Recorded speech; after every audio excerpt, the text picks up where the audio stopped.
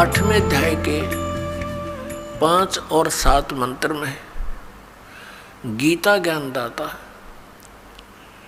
अपने विषय में बता रहा है कि मेरी भक्ति कर मुझे प्राप्त होगा, लेकिन ओम नाम का जाप कर, ओम नाम से जो परम गति होगी वो ब्रह्मलोक प्राप्ति है। ब्रह्मलोक में गए प्राणी फिर वापस आते हैं, जन्म मृत्यु में रहते हैं। और गीता ज्ञानदाता स्वयं भी कहता है मेरे भी अर्जुन तेरे भी बहुत जन्म हो चुके, तो नहीं जानता। तो इससे पूर्ण मोक्ष और सनातन परम धाम और परम शांति नहीं हो सकती। गीता जी अध्याय नंबर 17 के श्लोक 23 में ओम तत्सत तीनों भगवानों के मंत्र हैं, सर्वपुरुष, अक्षर पुरुष और परम अक्षर पुरुष के।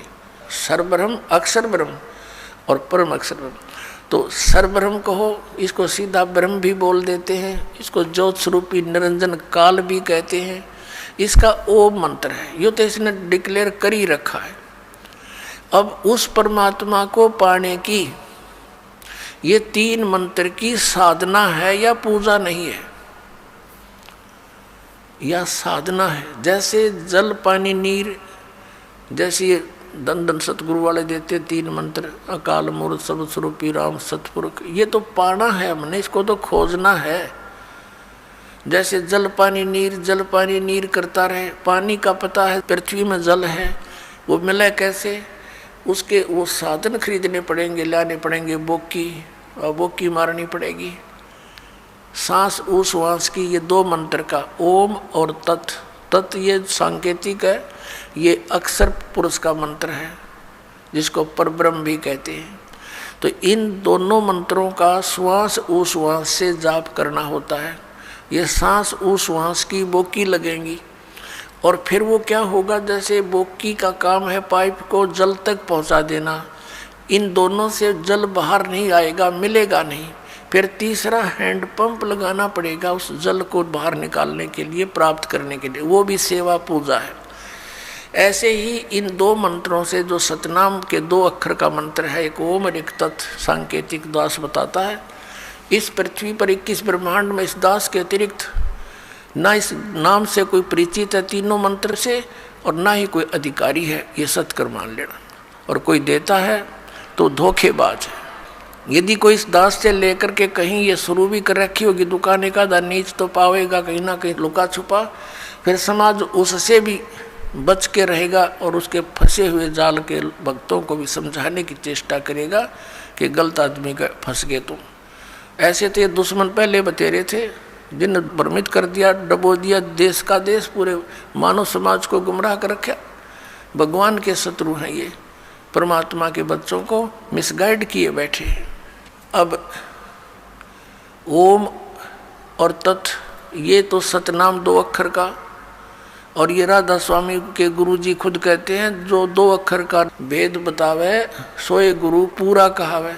इन 1 अक्षर का बिना बेरा है, 5 नाम काल के 5 उनका जाप करते हैं, जिस कारण से इनका मुखिया भी भूत की योनि प्राप्त किए हुए हैं और अपनी से सैबुकी में बढ़कर प्रवेश करके हुक्का पीवे और चूरमा खावे, रोटी खावे। अब खा यहीं पर खा धक्के, क्योंकि संत मिले नहीं और पिछली पुण्यकर्मी प्राणी थे ये महात्मा, आगे चार्जर ठीक मिला नहीं, सतभक्ति मिली नहीं, पिछली बैटरी डिस्चार्ज होगी, पुण्य क्षीण हो गए, भूता बनना था। फिर करोड़ों लोगों को गुमराह करने का दोष सिर पर रख ले गया, वो तो दुर्गति इसकी न्यारी होगी। ये सत्कर्माना पुण्यात्मा दास का कोई उससे बाई बंटवारा ना, कोई किसी चीज़ का हिस्से में साझा नहीं, वे उसको उनको कोई झूठ बोल कर जनता को अपने पीछे लगा कर उनका कोई हिस्सा लेता हूँ, नहीं। परमात्मा ने इस दास को वो ज्ञान दे दिया जो किसी के पास नहीं, इसके बिना जीव का कल्याण कति नहीं।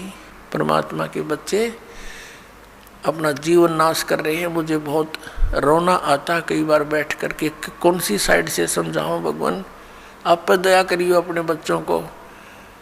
आपने ये शुरुआत की है तो इसको पार भी लगाना परमात्मा, हम जीवों के बस का नहीं है इतने बड़े मिशन को सफल करना, आप ही दया करिए।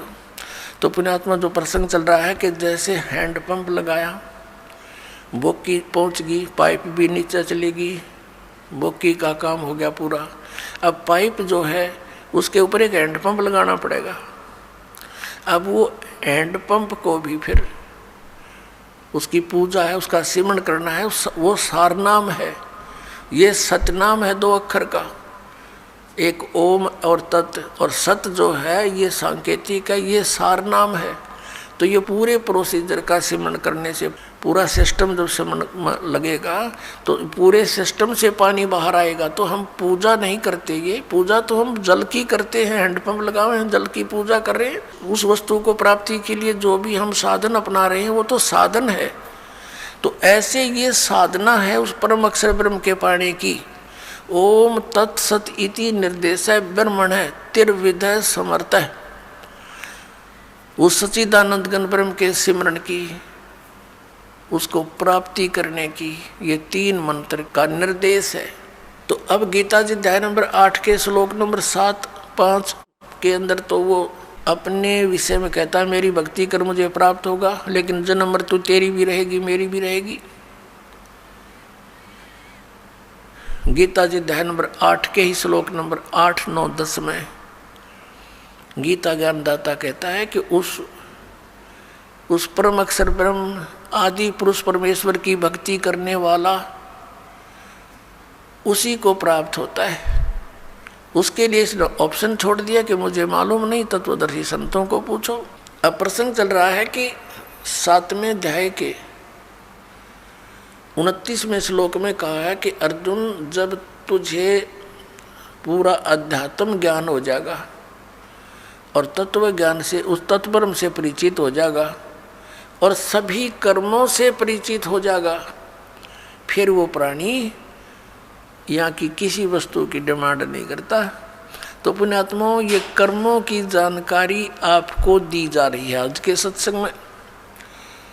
अब जैसे शंका आ जाती है कि एक तरफ तो विधान है परमात्मा का कि जैसे भी कर्म प्राणी करेगा उसका फल उसको अवश्य मिलेगा, दूसरी तरफ ये कहा जाता है गुरु बिन माला फेरते, गुरु बिन देते दान, गुरु बिन दोनों निष्फल हैं, चाहे पूछो वेद पुराण।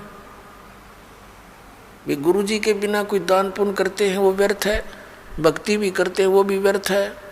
दूसरी तरफ ये भी कहा गया भी जैसा कोई कर्म करेगा चाहे कैसा भी है वो भी उसको फल मिलेगा, बिल्कुल सत्य है। अब जैसे इन संतों ने मनमुखी जाप किए, किसी वेद के एक मंत्र को लेकर उसको सिद्ध करने के लिए सैकड़ों वर्ष बैठे रहे। अब परमात्मा की निमित्त किसी मंत्र को लेकर वेद के मंत्र का जाप रह रहकर करने से उसके अंदर सिद्धियां आ जाती हैं।